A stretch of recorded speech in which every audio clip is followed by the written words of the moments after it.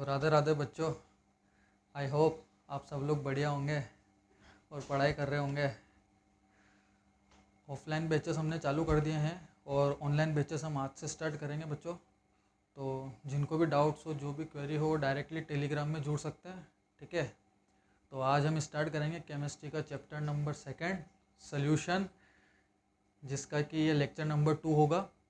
First chapter में हमने complete कर लिया है मोलैरिटी, मोल फ्रैक्शन, मोल कंसेप्ट वगैरह। तो वो लेक्चर आप वहाँ जाके देख लीजिए। और आज हम देखेंगे चैप्टर नंबर 2 जो कि है वेपर प्रेशर।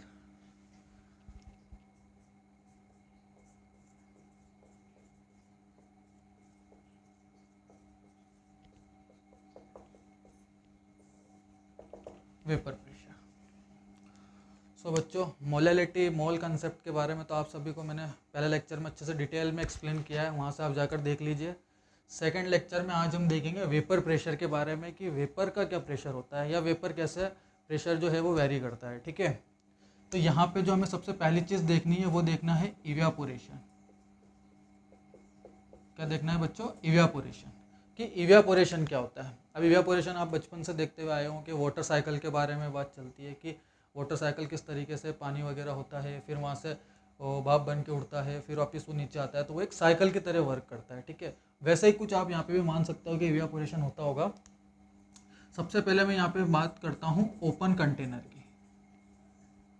टॉपिक की तरफ थोड़ा बाद में चलेंगे, पहले अपन कुछ बेसिक चीज़ें देख लेते हैं जो कि वेपर प्रेशर के अंदर काम आएगी, ठीक है। तो सबसे पहले अपन देखते हैं ओपन कंटेनर की मैं बात करता हूँ। मैंने बच्चों यहाँ पे एक कंटेनर बनाया है, ठीक है।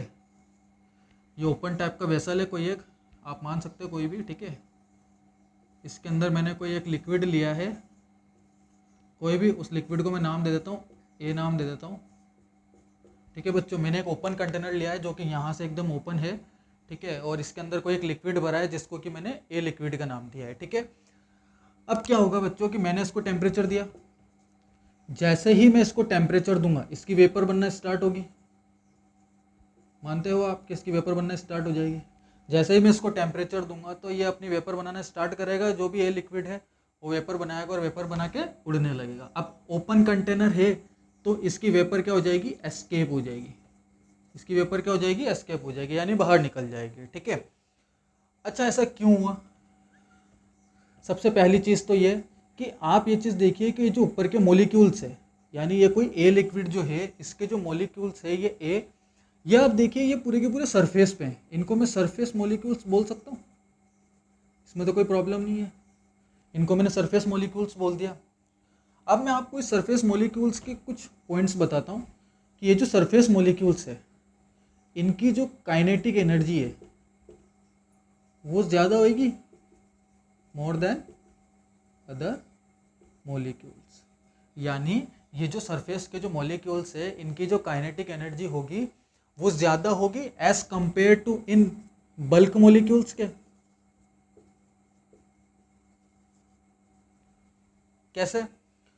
आप देखिए कि ये जो नीचे वाले मॉलिक्यूल्स है, इस मॉलिक्यूल के आसपास और भी मॉलिक्यूल्स होंगे जिन्होंने इसे पकड़ रखा है, इधर से सब तरफ से इसको अट्रैक्ट कर रखा है। समझ रहे हो ना आप?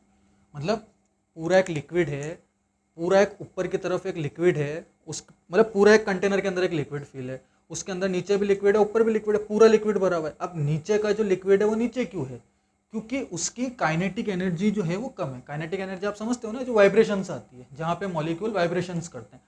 तो नीचे वाले वाइब्रेशंस कम कर पा रहे हैं क्योंकि इनकी एनर्जी कम है, तो ये बड़ी इजीली ऊपर नहीं जा पाएंगे, ठीक है। तो इस वजह से क्या है कि, और ये जो ऊपर की है इनकी काइनेटिक एनर्जी ज़्यादा है, इनके अंदर कुछ ना कुछ ऐसी एनर्जी है जिसकी वजह से, या फिर इनका दूसरी चीज़ अपन ये बोल सकते हैं कि इनके बीच में फोर्स ऑफ अट्रैक्शन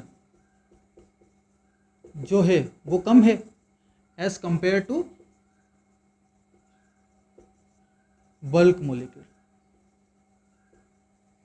मतलब इनके बीच में जो फोर्स ऑफ, आप इस मॉलिक्यूल को देखिए, ये वाला जो मॉलिक्यूल है इसको चारों पांचों तरफ से बाकी मॉलिक्यूल्स ने घेर रखा है, तो उनके इसके बीच में जो फोर्स ऑफ अट्रैक्शन है बाकी मॉलिक्यूल्स के साथ में यहाँ काफ़ी ज़्यादा होगा, बहुत अच्छे से इसको पकड़ रखा है। लेकिन आप इन वाले मॉलिक्यूल्स को देखिए, ये वाले मॉलिक्यूल को तो सिर्फ यही पकड़ के रखेगा, इसको यही पकड़ेगा, या इसको नीचे वाले ही पकड़ के रखेंगे, इनके ऊपर तो कोई फोर्स लग ही नहीं रहा है। इधर तो कोई फोर्स है ही नहीं जो इनको पकड़ेगा, मतलब इनके लिए सिर्फ और सिर्फ इनके नीचे से ही फोर्स लगा हुआ है, ऊपर तो कोई फोर्स है ही नहीं जहाँ से कि इनको कोई पकड़ के रखे। समझ रहे हो ना आप? तो जैसे ही आप इसको टेम्परेचर दोगे तो इनकी जो बॉन्डिंग है, यानी इनका जो फोर्स ऑफ अट्रैक्शन है कौन से सरफेस मॉलिक्यूल का, वो कम है, तो वो बड़े जल्दी से बाहर एस्केप कर जाएंगे, बहुत जल्दी से बाहर निकल जाएंगे। ठीक है बच्चों? तो उस कंडीशन में क्या होता है कि ओपन कंटेनर के अंदर जब भी आप किसी लिक्विड को आप गर्म करते हो तो वहाँ पे जो वेपर बनती है वो बड़ी आसानी से बाहर निकल जाती है। तो कोई लिक्विड है, उसका जो वेपर है तो उसका कुछ प्रेशर होगा। अब यहाँ पे मैं प्रेशर की बात नहीं कर सकता क्योंकि ओपन कंटेनर है तो वेपर बाहर निकल जाएगी। ठीक है बच्चों? तो ये मैंने ओपन कंटेनर की बात की। ठीक है, अब मैं बात करता हूँ क्लोज कंटेनर की, कि क्लोज कंटेनर में कैसा होता है। आप नोट साथ में बनाए चलिएगा। दूसरा मैं बात करता हूँ क्लोज कंटेनर की।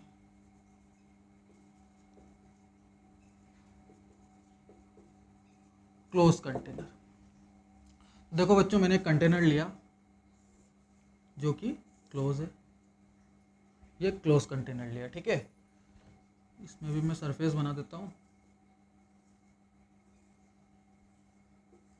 ये लीजिए, यहाँ पे मैंने कोई ए लिक्विड ले लिया है, ये कोई ए लिक्विड ले लिया। ठीक है, अब यहाँ पे आप देखिएगा कि जैसे ही मैं इसको हीट करूँगा या मैं इसको टेम्परेचर दूंगा, ये वेपर बनाना स्टार्ट करेगा, ये वेपर बनाने में कन्वर्ट हो गया। ठीक है बच्चों, ये इसने वेपर बनाना स्टार्ट कर दिया। ठीक है, वेपर बनाना स्टार्ट कर दिया, कोई बात नहीं, वेपर बनने लग जाएगी धीरे धीरे। जैसे जैसे आप टेम्परेचर बढ़ाते जाओगे वैसे वैसे वेपर बनती जाएगी। लेकिन आप देखिए कि ये जो कंटेनर है वो एक क्लोज कंटेनर है। अब क्लोज कंटेनर का क्या फिनोमिना होता है कि जैसे ही आप कोई चीज़ को गर्म करोगे तो ये उसको बाहर निकलने ही नहीं देगा, है ना भाई। लिक्विड जो है वो वेपर में कन्वर्ट हो रहा है, उस प्रोसेस को अपन क्या बोलेंगे? इवेपोरेशन। मतलब ये जितना भी लिक्विड है वो पूरा का पूरा वेपर में कन्वर्ट हो रहा है, तो उस प्रोसेस को अपन इवेपोरेशन बोलेंगे। ठीक है, और आप देखिए कि ये कंटेनर क्लोज है, मतलब ये जितनी भी वेपर बनेगी वो सारी की सारी इसके आसपास कंटेनर में फिर से इकट्ठी हो जाएगी। तो उस फिनोमिना को क्या बोलेंगे? कंडेंसेशन। भाई वेपर, भाई ये तो मान लिया ना कि भाई लिक्विड है, लिक्विड से पूरी की पूरी वेपर बन रही है, कोई दिक्कत नहीं, वेपर बन गई। लेकिन आप ये चीज़ देखिए कि ये पूरा का पूरा कंटेनर जो है वो क्लोज है, मतलब वेपर बन रही है तो बन के जाएगी कहाँ? कहीं नहीं जा पा रही है, उस कंटेनर के अंदर ही पूरी की पूरी इकट्ठी है। तो होगा क्या कि वो जो वेपर है वो वापस से लिक्विड में कन्वर्ट हो जाएगी। मीन्स यहाँ पे क्या चीज़ हो रही है कि लिक्विड है, लिक्विड वेपर में कन्वर्ट हुआ और वेपर फिर से लिक्विड में कन्वर्ट हो गई। यानी यहाँ पे किस चीज़ की कंडीशन आ गई है? इक्विलिब्रियम की कंडीशन आ गई है। किसकी कंडीशन आ गई है? इक्विलिब्रियम की। इक्विलिब्रियम आप लोग समझते ही हैं, है ना?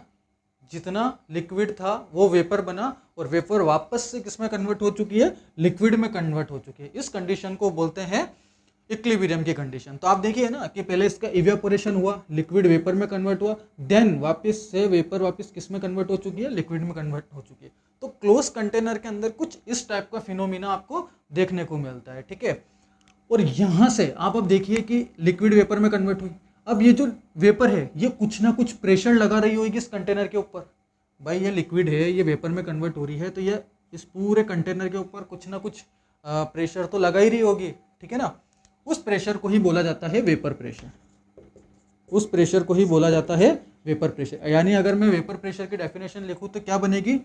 The pressure above the surface of liquid, the vapor pressure above the surface of liquid is known as vapor pressure। यानी लिक्विड की सरफेस के ऊपर जितना भी वेपर प्रेशर लगाएगी उस प्रेशर को क्या बोलेंगे? वेपर प्रेशर बोलेंगे। बिल्कुल इजी सी डेफिनेशन है। ठीक है, इसमें कोई ज़्यादा आपको घुमाना फिराना नहीं है, आप डायरेक्टली इसको लिख सकते हो, कोई प्रॉब्लम नहीं है, बिल्कुल वो सही करेगा। ठीक है, एग्जामिनर ऐसा कुछ नहीं है। ठीक है, एक चीज़ और मैं बात करता हूँ कि ये कोई एक लिक्विड है, लिक्विड की वेपर बनी, तो मैं इसको बोल सकता हूँ P naught of A, P naught ए बोल सकता हूँ इसको। ये पी नोड ए क्या है बेटा? पी नोड ए क्या है? ये पी नोड है आपका vapour pressure of pure liquid A. ये पी नोड ए क्या है? Vapour pressure of pure liquid A, हमने जो लिक्विड लिया वो एकदम प्योर लिक्विड है, तो उसका जो प्रेशर होगा उसको हम पी नोड ए बोलेंगे, ठीक है। तो P naught A, P naught B या पी नोड सी, जितने भी लिक्विड्स हम किसी चीज़ के अंदर डालेंगे उसके अकॉर्डिंग, या जो भी एक सिर्फ प्योर लिक्विड की बात चल रही है जिसके अंदर सिर्फ और सिर्फ एक ही लिक्विड की बात चल रही है, उसको हम नोड से डिनोट करेंगे, ठीक है। फिर जैसे जैसे आगे की तरफ चलेंगे तो हम आपको बताते रहेंगे कि कैसे कैसे कौन कौन सी टर्म्स यूज़ होएगी या कौन कौन से सिंबल्स आपको यूज़ करने पड़ेंगे, ठीक है। तो ये कुछ ओपन कंटेनर और क्लोज कंटेनर की कहानी थी। अब चलते हैं अपन आगे के टॉपिक्स की तरफ, जो कि है फैक्टर्स अफेक्टिंग वेपर प्रेशर। कौन सा है, फिर उसके बाद अपन बात कर लेते हैं फैक्टर्स अफेक्टिंग वेपर प्रेशर। अब कौन कौन से फैक्टर्स जो हैं वो वेपर प्रेशर को अफेक्ट करते हैं, तो उसके बारे में अपन देख लेते हैं। तो सबसे पहला जो फैक्टर है वो है बेटा आपका it does not depend upon size and shape of container. Volume की बात नहीं कर रहा हूँ बेटा, शेप और साइज की बात कर रहा हूँ। अब मान लीजिए कि शेप और साइज से क्या लेना देना है, जैसे कि मान लीजिए कि आपने भगोनी ली है, या आप कढ़ाई में पानी गर्म कर रहे हो, या आप किसी लोटे में कर रहे हो, या गिलास में कर रहे हो, या किसी बोतल में कर रहे हो। स्टील की बोतल की बात कर रहा हूँ, बच्चे बड़े समझदार है, प्लास्टिक की बात नहीं कर रहा, ठीक है।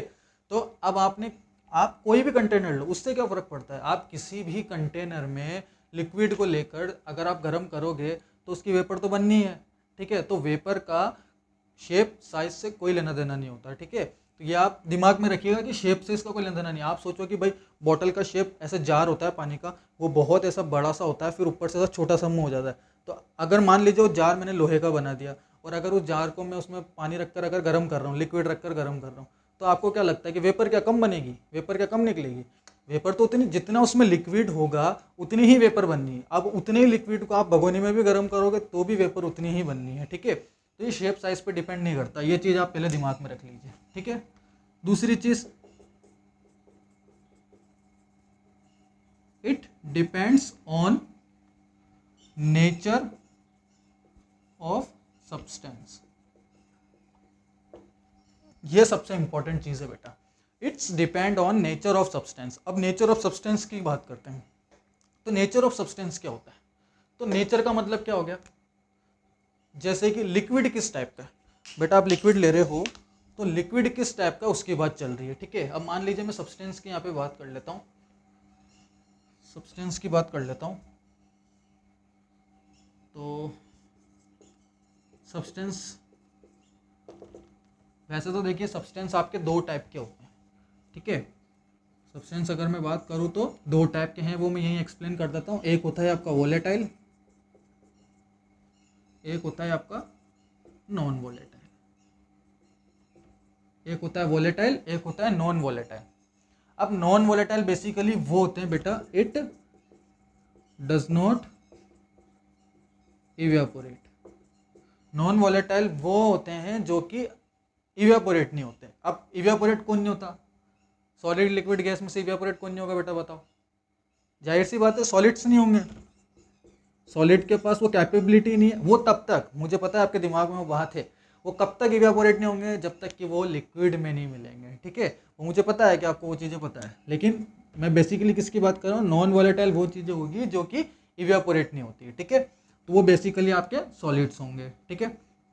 अब सॉलिड्स में कुछ कुछ एग्जांपल्स हैं जो आपके इस चैप्टर में काम आने वाले, वो मैं यहाँ लिख देता हूँ। एक आएगा बेटा आपके यूरिया, एक आएगा आपके ग्लूकोज, एक आएगा आपका सुक्रोज, ठीक है। यूरिया, ग्लूकोज, सुक्रोज, ये कुछ 3-4 एग्जांपल है नॉन वोलेटाइल के, जो बेसिकली इस चैप्टर्स में न्यूमेरिकल के टाइम पे थोड़े ज़्यादा काम आएंगे, ठीक है। यूरिया का फॉर्मूला मैं यहाँ लिख देता हूँ, NH2CO NH2, ठीक है। ग्लूकोज का C6H12O6, ठीक है। सुक्रोज का क्या होगा, C12H22O11। ये कुछ इनके फॉर्मूले हैं, स्ट्रक्चर्स हैं, जिनको क्या आप याद रख लो। बेसिकली इनका आपको क्या याद रखना है, मोलिकुलर मास, क्योंकि इनका मोलिकुलर मास बार बार काम आएगा। न्यूमेरिकल्स में तो इनका मोलिकुलर मास ही काम आएगा, तो आप बेसिकली इनका मोलिकुलर मास आप ध्यान रखिए, ठीक है। ठीक है, तो ये होते हैं आपके कुछ नॉन वोलेटाइल लिक्विड्स। ठीक है, उसके बाद मैं बात करता हूँ वोलेटाइल। वोलेटाइल क्या होता है? जो कि इट इवेपोरेट्स। अब इवेपोरेट कौन हो सकता है? भाप बनकर कौन उड़ सकता है? जाहिर सी बात है लिक्विड्स उड़ेंगे, है ना। तो नॉर्मली इनके एग्जांपल्स होते हैं लिक्विड।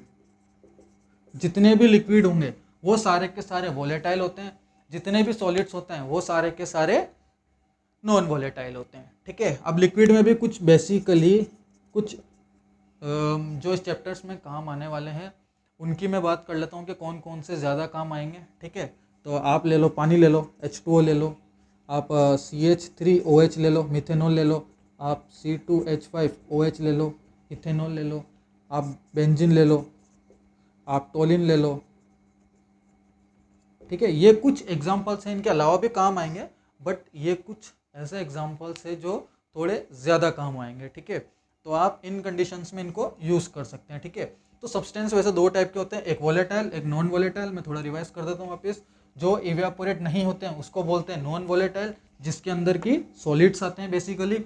उसका एग्जाम्पल क्या है? यूरिया, ग्लूकोज, सुक्रोज आप एग्जाम्पल्स के तौर पर मान सकते हो।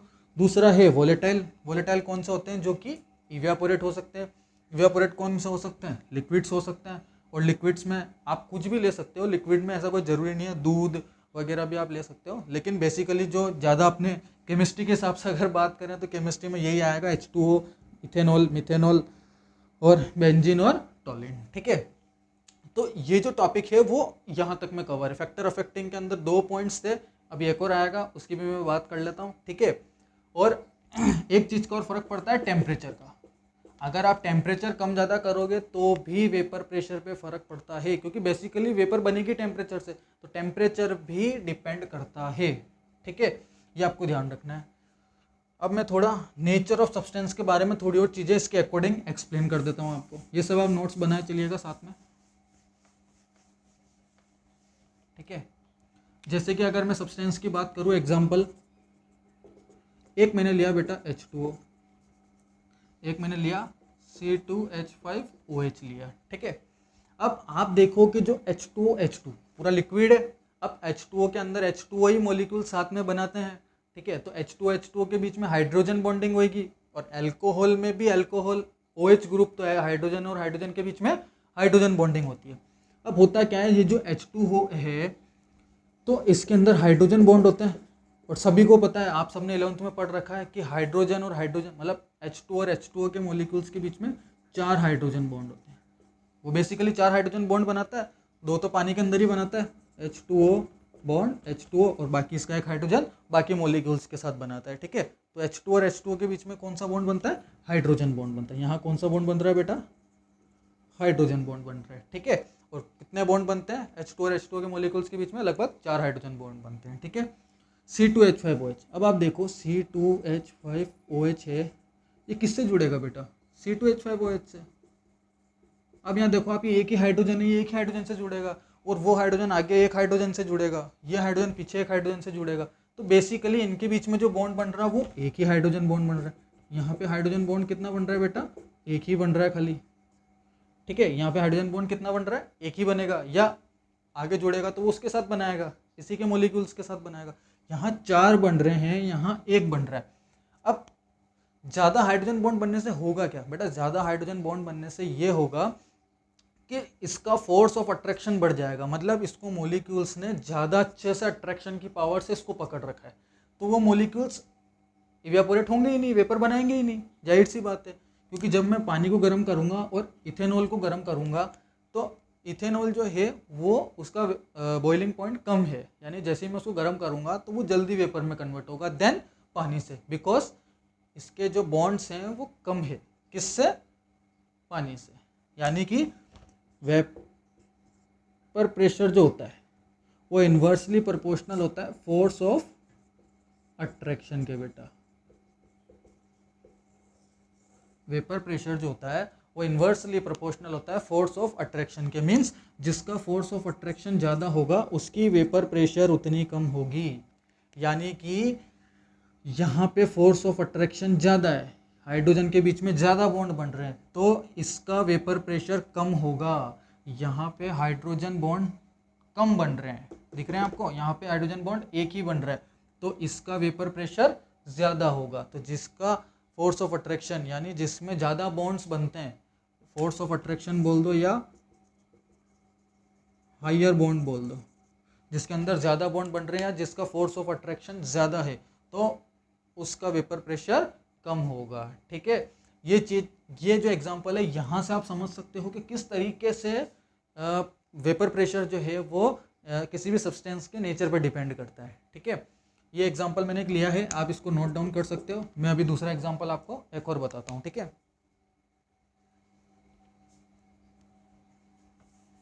वीडियो को पॉज करके आप ये सब नोट डाउन कर लीजिएगा, अपने नोट्स में जरूर पुट आउट करिएगा।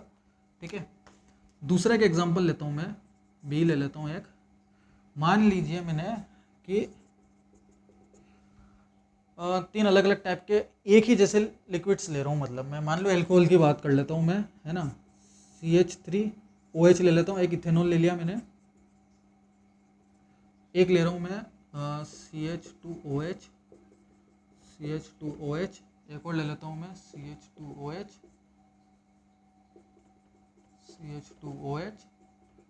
CH2OH।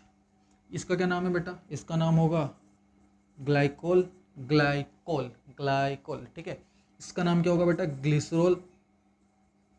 ग्लिसरॉल। इसका नाम होगा ग्लाइकोल, इसका नाम होगा ग्लिसरॉल। ठीक है, ये सब अभी आपके ऑर्गेनिक में आएगा, तब मैं बताऊंगा सारी चीज़ें। ठीक है, लेकिन अभी आप नाम याद रखिए, इसको बोलेंगे ग्लाइकोल, इसको बोलेंगे ग्लिसरॉल। ठीक है, अब होगा क्या, आप यहाँ पे देखिए कि ये जो CH3OH है ये एक ही से जुड़ेगा। CH3OH जो है ये आगे जाके वापस CH3, वो आप समझ जाइएगा, मैंने इधर से नहीं इधर से बना रखा है इसको। ठीक है, वैसे बेसिकली इस हाइड्रोजन से जुड़ेगा वो। ठीक है, तो यहाँ पे सिर्फ और सिर्फ एक ही हाइड्रोजन बॉन्ड बनेगा। अब यहाँ देखिए, ये हाइड्रोजन दूसरे हाइड्रोजन से तो जुड़ेगा, ये हाइड्रोजन आपस में भी बॉन्ड बनाएंगे। यहाँ पे इसमें देखिए, ये हाइड्रोजन यहाँ पे भी बॉन्ड बनाएगा, ये हाइड्रोजन यहाँ पे भी बॉन्ड बनाएगा और आगे भी बनाएगा।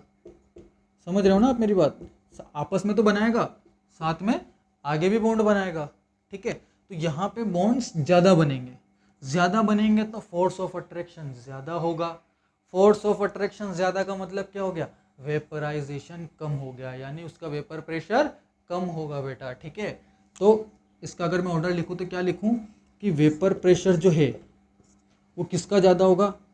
CH3OH, यानी कि P0 इथेनॉल, सॉरी इथेनॉल नहीं है बेटा, इसका नाम मिथेनॉल है ना। P0 of CH3OH greater than P0 of, मैं किस चीज का ऑर्डर लिख रहा हूं बेटा? Vapour pressure of pure liquid. तो vapour pressure of pure liquid, सबसे ज्यादा वेपर प्रेशर किसका होगा? इसी का होगा, जल्दी बनेगा। फिर किसका होगा? ग्लाइकोल। फिर किसका होगा? P0 of glycerol. ठीक है, तो ये इसका प्योर लिक्विड के वेपर प्रेशर का ऑर्डर है, जो कि आप भी निकाल सकते हो। जिसका ज़्यादा वो ज़्यादा, P0 की फॉर्म में लिख दिया मैंने, क्या फ़र्क पड़ रहा है? आप डायरेक्टली यहाँ से ऐसे भी लगा सकते हो, क्या फ़र्क पड़ रहा है उससे कि भाई इसका वेपर प्रेशर ज़्यादा होगा देन इससे देन उससे, क्योंकि उसमें रीज़न एक ही है कि इसके बॉन्ड्स ज़्यादा बन रहे हैं। जिसके बॉन्ड्स ज़्यादा बनते हैं उसका वेपर प्रेशर कम होता है। ठीक है, बस यही है इसका फंडा। ये दूसरा एग्जाम्पल्स भी आप साथ में उतार सकते हो। ठीक है, वीडियो को पॉज करके चलते हैं नेक्स्ट टॉपिक की तरफ आगे। अब तो ये कुछ बेसिक चीज़ें थी बेटा जो आपको इस चैप्टर के लिए पता होनी चाहिए, जो कि अब इस चैप्टर के अंदर काम आएगी। ठीक है, अब बात करते हैं बेटा vapour pressure of solution. Solution के वेपर प्रेशर की बात करेंगे बेटा। किसकी बात करेंगे? सॉल्यूशन के वेपर प्रेशर की। अभी तक अपन सिर्फ ओपन कंटेनर, क्लोज कंटेनर में एक सिंगल लिक्विड की बात कर रहे थे कि अगर कोई सिंगल लिक्विड है, अगर क्लोज कंटेनर है या ओपन कंटेनर है, तो किस तरीके से वो वेरी करेगा। अब अपन बात करेंगे बेटा कि अगर सॉल्यूशन है, अब आपको पता है सॉल्यूशन का मतलब क्या हो गया? जिसमें सॉल्यूट भी है और सॉल्वेंट भी है। तो सॉल्यूट और सॉल्वेंट के अकॉर्डिंग कैसे क्या थ्योरी चेंज होगी वो मैं बात कर लेता हूँ। ठीक है, सबसे पहले आप देखिए सॉल्यूशन। अब आपको पता है सॉल्यूशन में दो चीज़ें होती है बेटा, पढ़ ही रखा है, पहले लेक्चर में जाके देख लो, वहाँ से और पता चल जाएगा। एक होता है आपका सोल्यूट और एक होता है बेटा आपका सॉल्वेंट। एक होगा आपका सोल्यूट और एक होगा आपका सॉल्वेंट। ठीक है, अब आप देखिए कि यहाँ मैं बेसिकली जिन चीज़ों की बात कर रहा हूँ ना, ये मेरे को बताना इसलिए ज़रूरी है क्योंकि यहाँ पे थोड़ा स्पेशल केस है, ठीक है। सोल्यूट जो है वो अपन लेंगे बेटा वोलेटाइल, ये आप ध्यान रखिएगा। यहाँ जो मैं सोल्यूट ले रहा हूँ वो वोलेटाइल ले रहा हूँ, और जो सॉल्वेंट लूँगा वो भी वोलेटाइल लूँगा, ठीक है। ऐसा नहीं है कि नॉन वोलेटाइल नहीं ले सकता, नॉन वोलेटाइल भी लूँगा जब उसका केस आएगा, जब आगे एक एक कर बात करेंगे। पहले सिर्फ वोलेटाइल के अंदर वोलेटाइल को मिला रहे, मतलब सॉल्वेंट, आपको पता है सॉल्वेंट क्या है, जो ज़्यादा मात्रा में होता है, जो ज़्यादा है, ठीक है। सोल्यूट क्या है, जो कम है, ठीक है। तो जो ज़्यादा है वो भी मैंने वोलेटाइल लिया, जो कम है वो भी मैं वोलेटाइल ले रहा हूँ, ठीक है। तो ये कुछ कंडीशंस है। अब वोलेटाइल का मतलब तो आपको पता ही है, वोलेटाइल का मतलब क्या है, कोई लिक्विड होगा। वोलेटाइल का मतलब क्या है, कोई लिक्विड होगा। तो दोनों ही कंडीशंस में मैंने कोई लिक्विड मिला है, जैसे कि आपको पता ही है नॉर्मली अल्कोहल के अंदर अपन वाटर मिक्स करते हैं, ठीक है, तो वो वाली कंडीशंस है। तो उस कंडीशन में मैंने दोनों ही केसेस कौन से लिए हैं, वोलेटाइल के लिए और लिक्विड के लिए लिए, ठीक है। एक चीज़ और, यहाँ में जो सोल्यूट है उसको मैं बी से लिखूंगा और जो सॉल्वेंट है उसको मैं ए से लिखूंगा, ठीक है। आप भी आपके अकॉर्डिंग जो भी आपको ठीक लगे आप डिनोट कर सकते हो, पर मैं आपको बता रहा हूँ मैं सोल्यूट को बी से लिखूंगा, सॉल्वेंट को मैं अब ए से लिखूंगा, ठीक है। और इसका जो वेपर प्रेशर होगा उसको क्या बोल दूंगा, P not be. P not be का मतलब क्या है बेटा, वेपर प्रेशर ऑफ पी और बी, कोई भी एक लिक्विड है, लिक्विड बी, ठीक है। और यहाँ पे पी नॉट ऑफ ए क्या हो जाएगा, वेपर प्रेशर ऑफ पी और ए, ठीक है। यहाँ कोई बी है, यहाँ कोई ए का वेपर प्रेशर, यहाँ पे मैं पी नॉट बी लिखूंगा, इसको मैं पी नॉट ए लिखूंगा। तो बेटा सॉल्यूशन के कुछ कंडीशंस है जो कि अपने को ध्यान रखनी है, ठीक है। उनको ध्यान में रखते हुए ही आपको आगे की तरफ थ्योरी की तरफ चलना है, ठीक है, सॉरी। ठीक है, तो ये मैंने सॉल्यूशन के बारे में कुछ चीज़ आपको बताई है। अब अपन बात कर लेते हैं दो सोल्यूट या सॉल्वेंट को अगर मिक्स करेंगे तो क्या होगा, ठीक है। चलिए आए थ्योरी की तरफ चलते हैं। यहाँ मैंने एक कंटेनर बनाया बेटा, थोड़ा सा टेढ़ा बन गया है। समझ कर चांद जिसको आसमाने दिल में रखा है। सॉरी बेटा, वापस आ जाता है लेक्चर की तरफ, ठीक है, गानों में मत बह जाना, ठीक है। यहाँ पे मान लो कि मैंने कोई लिक्विड लिया है, ए लिक्विड, ठीक है, आप कुछ भी नाम दे दो, मैंने ए ले दिया। और यहाँ कोई लिक्विड लिया है मैंने, B liquid,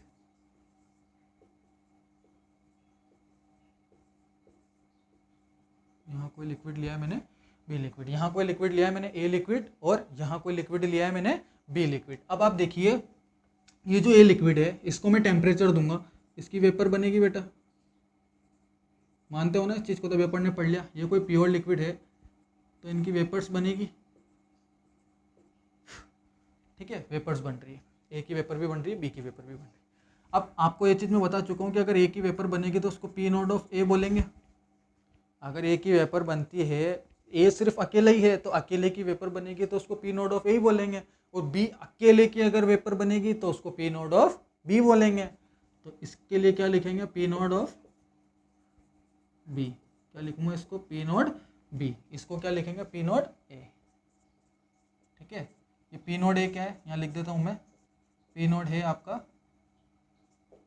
vapour pressure of P और ए, पी नॉट बी क्या है आपका, वेपर प्रेशर ऑफ पी और बी, ठीक है।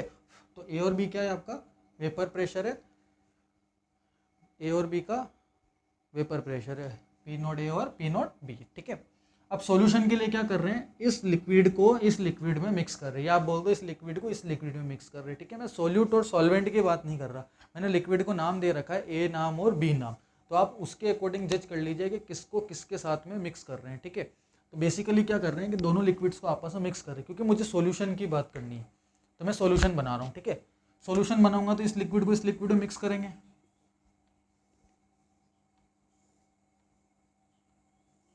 ये कर दिया बेटा मिक्स, 1 2 गचिक गचिक गचिक गचिक, ठीक है। ये A B A B A B A B A B A B A B, ठीक है। ये मैंने कोई एक लिक्विड बना लिया, ठीक है। मैंने अब देखो दोनों को मिक्स करेंगे तो दोनों के मॉलिक्यूल्स इसमें मिक्सचर में आ जाएंगे, दोनों ही मैंने बना दिए, ठीक है, दोनों ही मिक्स हो गए, दोनों ही आ गए। अब क्या होगा, दोनों मिलकर वेपर बनाएंगे। हाँ, पहले ए वेपर बना रहा था, फिर बी वेपर बना रहा था, अब क्या करेंगे बेटा, दोनों ही मिलकर वेपर बनाएंगे। तो कैसी वेपर बनेगी, गचिक गचिक गचिक, वेपर पानी टिप टिप बरसा पानी, ठीक है, तो टिप टिप पानी बरसेगा, ठीक है। तो ये पी नोट है vapour pressure of A, P naught B vapour pressure of B. दोनों को मिक्स किया, दोनों का सॉल्यूशन तैयार हो गया। अब दोनों का सॉल्यूशन तैयार हो गया बेटा, तो पहले तो ए सिर्फ अकेले ही था, तो उसका जो वेपर प्रेशर था वो पी नोट ए था, बी अकेले ही था तो उसका vapour pressure P naught B था। अब दोनों मिक्स हो गए तो इसका वेपर प्रेशर कितना होगा, कम होगा या ज़्यादा होगा, ये मुझे कमेंट सेक्शन में ज़रूर बताइएगा, ठीक है, कि इसका वेपर प्रेशर जब अपन ने सॉल्यूशन तैयार कर लिया तो इसका वेपर प्रेशर कम होगा या ज़्यादा होगा एज़ कंपेयर टू इनके, ठीक है। तो यहाँ पे जो ए का वेपर प्रेशर होगा उसको क्या बोलेंगे बेटा, पी ए। जो बी का वेपर प्रेशर होगा उसको क्या बोलेंगे बेटा, पी बी। अब ये पी ए और पी बी क्या है, ये पी ए और पी बी क्या है, तो मैं यहाँ लिख देता हूँ बेटा, पी ए जो है वो है आपका partial vapour pressure of A, P B क्या है आपका, partial vapour pressure of B. तो पी ए क्या है बेटा आपका, partial vapour pressure of A, और पी बी क्या है बेटा आपका, partial vapour pressure of B, ठीक है। अब पार्शियल इनका नाम क्यों दिया, क्योंकि पार्शियली का मतलब क्या होता है, पूरा नहीं, 50-50% या 30-40, मतलब कम है वो, पूरा नहीं है, उसको हम नॉर्मली क्या बोलते हैं, पार्शियल वेपर प्रेशर बोलते हैं, ठीक है। अब यहाँ पे क्या हो रहा है कि आप देखिए कि पहले वो पी और थे, फिर मिक्स हुए, अब यहाँ पे सिर्फ अकेले ए का वेपर प्रेशर थोड़ी ना है, अकेले बी का वेपर प्रेशर थोड़ी ना है, यहाँ पे ए और बी दोनों आ गए, यहाँ पे ए का वेपर प्रेशर भी होगा और बी का वेपर प्रेशर भी होगा, इसीलिए हमने उसे पार्शियल वेपर प्रेशर बोला है, ठीक है। माइंड इट, लिख लेना इसको, ठीक है, बहुत इंपॉर्टेंट चीज़ है। अब देखिए यहाँ से कंसेप्ट निकल कर आएगा कि मैं इसको ऐसे लिख सकता हूँ, partial vapour pressure of A directly proportional to zeta A. Zeta पता है बेटा, partial vapour pressure of B directly proportional to zeta B. मैं लिख सकता हूँ बेटा इसको, ऐसा लिख सकता हूँ कि नहीं लिख सकता है, partial vapour pressure of directly proportional to mole fraction of A, partial vapour pressure of B directly proportional to mole fraction of B. बेटा मैं इसको लिख सकता हूँ कि नहीं लिख सकता हूँ, बिल्कुल लिख सकता हूँ, क्यों नहीं लिख सकता, देखिए आप कि पार्शियल वेपर प्रेशर ऑफ यानी ए का वेपर प्रेशर कुछ ना कुछ है, पार्शियली का मतलब यही है कि ए का वेपर प्रेशर कुछ ना कुछ है, तो ए का वेपर प्रेशर तभी होगा ना जब उसके अंदर ए के मोल्स होंगे, मानते हो ना इस चीज़ को कि ए का वेपर प्रेशर तभी होगा जब उस सॉल्यूशन के अंदर ए के मोल्स होंगे। मैं बोल रहा हूँ ना ए और बी का मिक्सचर है, तो ए के मोल्स होंगे तभी तो ए का कुछ ना कुछ पार्शियल प्रेशर होगा, ठीक है। तो उसी के डायरेक्टली प्रोपोर्शनल होता है कि भाई जितने ज़्यादा ए के मोल्स इस सॉल्यूशन के अंदर होंगे उतना ज़्यादा ए का पार्शियल प्रेशर होगा। डायरेक्टली प्रोपोर्शनल का मतलब क्या है बेटा, डायरेक्टली प्रोपोर्शनल का मतलब क्या है कि ए के मोल्स का फ्रैक्शन, मोल फ्रैक्शन का मतलब ध्यान रखना भाई, मोल फ्रैक्शन का मतलब ए के, मान लो ए के मोल्स जो हैं वो 1 है, बी के मोल्स 3 है, तो टोटल मोल्स कितने हो गए 1 + 3 = 4, तो 1/4 इसका फ्रैक्शन आएगा ए का, जीटा ए कितना आएगा 1/4, जीटा बी कितना आएगा 3/4, दोनों को आप प्लस करोगे जीटा ए प्लस जीटा बी = 1 आएगा, आना ही है 1 तो, ठीक है 1 ही आएगा। तो मोल फ्रैक्शन जो होता है वो दोनों का सम करने पे हमेशा 1 के बराबर आता है।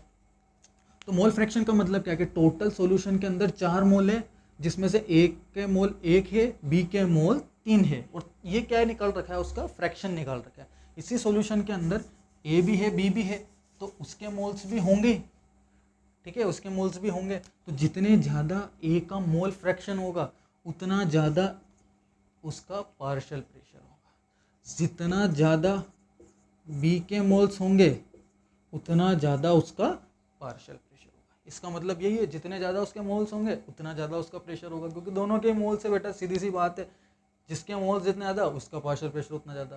तो मोल्स की बात करके मैंने पार्शियल प्रेशर को डिफाइन कर दिया, ठीक है, मोल्स के अकॉर्डिंग मैंने पार्शियल प्रेशर की बात की, ठीक है। तो इसी कंसेप्ट, अब इस ये जो कंसेप्ट है कि पार्शियल प्रेशर मोल्स फ्रैक्शन के अकॉर्डिंग काम करता है, ये आपका दिया है बेटा राउल्ट्स लॉ। इसी को हम राउल्ट्स लॉ बोलते हैं। क्या बोलते हैं इसको? Raoult's law. राउल्ट्स नाम के अंकल जी ने ये रूल दिया है, ठीक है, इसके बारे में पढ़ लेना। इसी को राउल्ट्स लॉ बोलते हैं, जिसके अंदर की पार्शियल प्रेशर जो होता है वो डायरेक्टली प्रोपोर्शनल होता है किसके? मोल फ्रैक्शन के, ठीक है। अब ये प्रोपोर्शनलिटी साइन हटेगा तो कुछ ना कुछ कांस्टेंट लगेंगे, ठीक है। और मैं इसकी कुछ राउल्ट्स लॉ जो मैंने लिखा है, मैं इसकी डेफिनेशन भी आपके सामने थोड़ा एक्सप्लेन कर देता हूँ कि इसकी डेफिनेशन क्या होती है। Directly the partial vapour pressure of each component यानी पीए और पीबी दोनों अलग अलग लिखने से अच्छा मैंने ईच कंपोनेंट लिख दिया, ठीक है। डेफिनेशन जितना हो सके उतनी स्टैंडर्ड फॉर्म में बनाओ तो उतना ज़्यादा अच्छा रहेगा, ठीक है, क्योंकि लिक्विड बहुत सारा आएंगे तो कितने लिखने बैठोगे आप। The partial vapour pressure of each component is directly proportional to the mole fraction of each component of solution। मतलब इसकी क्या डेफिनेशन, वेरी इंपॉर्टेंट डेफिनेशन, कि the partial vapour pressure of each component is directly proportional to the mole fraction of each component of solution. यानी जितना भी solution के अंदर moles होंगे ए बी सी डी जिसके भी, उसका जो फ्रैक्शन है वो डायरेक्टली प्रोपोर्शनल होगा किसके? उसी के पार्शियल प्रेशर के। यही जो लिखा है वो ये डेफिनेशन में लिख दिया है, आप उसी को समझ लो, या आप अपने अकॉर्डिंग लिख दो कि the partial pressure is directly proportional to mole fraction.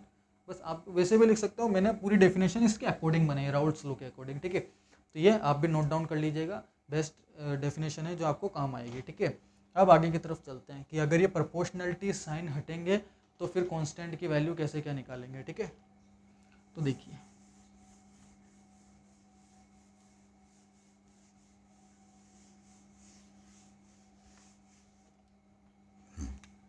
तो देखिए बेटा क्या है आपका पी ए डायरेक्टली प्रोपोर्शनल है जीटा ए के, पी बी डायरेक्टली प्रोपोर्शनल है जीटा बी के। यहाँ लिखता हूँ मैं अब देखो प्रोपोर्शनलिटी साइन हटेगा, ठीक है, प्रोपोर्शनलिटी साइन हटेगा, P A is equals to K of zeta A. कोई के कांस्टेंट लगा दिया मैंने, है ना, लिख दो के इज इक्वल्स टू कांस्टेंट, वो हटाया तो मैंने कुछ ना कुछ कांस्टेंट लगा दिया, ठीक है। तो उसमें कोई आप देख लेना वो, ठीक है, जीटा ए, जीटा, ठीक है, कोई कांस्टेंट।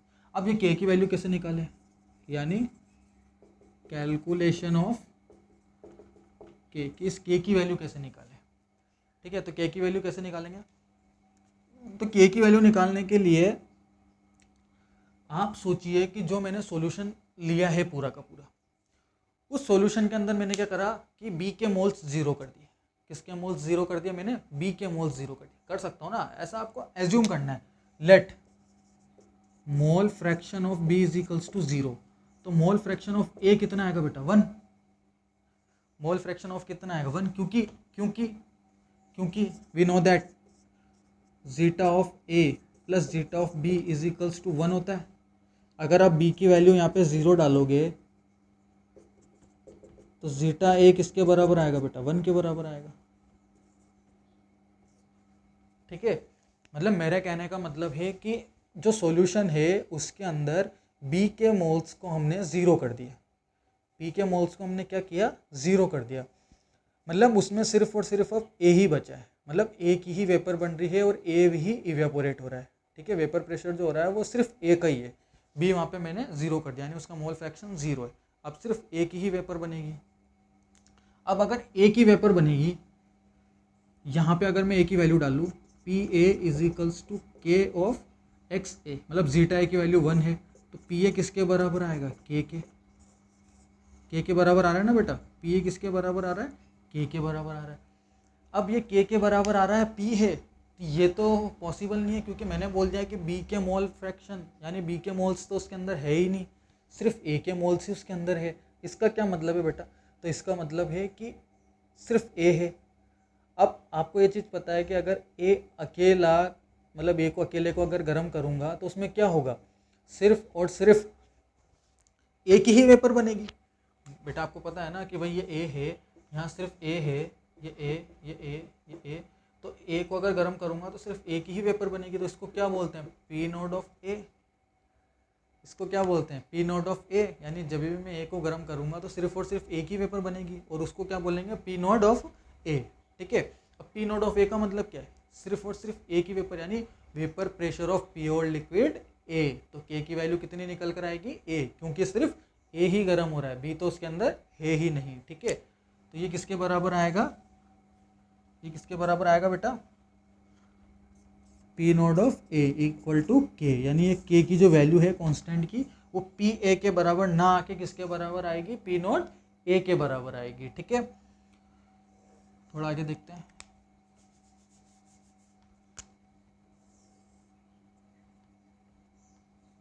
ठीक है, इसके बाद इस वैल्यू को इस फॉर्मूले में डाल दें मैं, first put in equation first, क्या फॉर्मूला है, पी ए इक्वल टू के की वैल्यू कितनी निकाली, पी नोड है, पी नोड है, और उसका क्या चल रहा है, जीटा ए।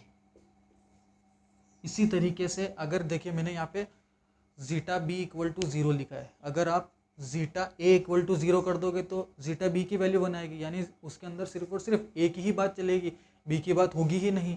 ठीक है, तो उस कंडीशन में पी बी की वैल्यू भी निकल जाएगी। अगर सिर्फ प्योर ए का मोल फ्रैक्शन 0 कर दूंगा तो बी की वैल्यू निकलेगी, और बी का मोल फ्रैक्शन 0 कर दूंगा तो ए की वैल्यू निकलेगी। तो यहाँ से मैं पी भी लिख लूँ डायरेक्टली। मैं मानता हूँ कि ये चीज़ आप समझ चुके होंगे। ठीक है, ठीक है, तो ये पी ए और पी बी की वैल्यू आ गई। जो ओरिजिनल राउल्ट्स लॉ है वो ये है बेटा। ठीक है, जहाँ पे कि आपका क्या होता है, P naught of zeta A equal to P naught of zeta B, ये होता है बेटा आपका ओरिजिनल राउल्ट्स लॉ। ठीक है, तो सॉल्यूशन के अंदर जब राउल्ट्स लॉ निकालने की बारी आए तो इस तरीके से आप उसको निकाल सकते हो। ठीक है, ये फॉर्मूला आपको यूज़ आएगा, इस फॉर्मूले को यूज़ करते हुए आपको पूरा एक्सप्लेन करना है अच्छे से। ठीक है, जैसे जैसे आप टेम्परेचर दोगे वैसे वैसे उसका वेपर। एक चीज़ और, मैं इसकी थोड़ी ग्राफ की बात कर लेता हूँ बेटा, कि एक तरफ अगर टेम्परेचर की बात कर लूँ, एक तरफ अगर वेपर प्रेशर की बात कर लूँ, तो ग्राफ भी बहुत आपको पता होना ज़रूरी है। अब ये चीज़ तो आपको दिख रही है कि आप जैसे जैसे टेम्परेचर दोगे वैसे वैसे वेपर बनेगी, तो एक हिसाब से इसका लोग बाग, मतलब आप बुक्स में देखोगे या नॉर्मली जो टीचर्स होते हैं ना, वो इसका जो ग्राफ है वो कांस्टेंट बना देते हैं। एक्चुअली में इसका जो ग्राफ है ना वो कांस्टेंट नहीं होता। ठीक है, इसका ग्राफ माइनर सा ऐसा आप मान सकते हो, ऐसा आप मान सकते हो। ठीक है, मतलब है वो कांस्टेंट, पर एक्चुअली बिल्कुल ऐसा नहीं है कि जैसा वो बताते हैं, मतलब। ठीक है, बढ़ेगी, पर जैसे जैसे आप टेम्परेचर दोगे ना वैसे वैसे बढ़ेगी। पहले टेम्परेचर कम था, वेपर बनना स्टार्ट हुई, फिर टेम्परेचर बढ़ा, फिर वेपर बनना स्टार्ट हुई, फिर टेम्परेचर बढ़ा, फिर वेपर बनना स्टार्ट हुई, फिर टेम्परेचर बढ़ा, फिर वेपर बनना स्टार्ट हुई, फिर टेम्परेचर बढ़ेगा, फिर वेपर बनना स्टार्ट हुई। ठीक है, तो आप कितना भी टेम्परेचर दो वो धीरे धीरे इंक्रीज होगा, एकदम कांस्टेंट नहीं कह सकते अपन, क्योंकि आप कितना भी टेम्परेचर दो, आपको भी ये चीज़ पता है कि मान लो आप 3000 डिग्री भी टेम्परेचर दे दोगे तो एकदम से वेपर थोड़ी ना किसी चीज़ की बन जाएगी।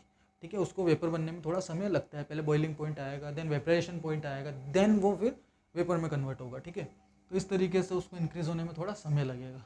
तो ये वेपर प्रेशर और टेम्परेचर के बीच का ग्राफ था। तो ये जो टॉपिक है ये है आपका vapour pressure of solution in liquid, यानी वॉलेटाइल सोल्यूट्स की बात कर रहा हूँ मैं, जिसके अंदर सिर्फ वॉलेटाइल लिक्विड मैंने लिए, दोनों ही वॉलेटाइल लिक्विड।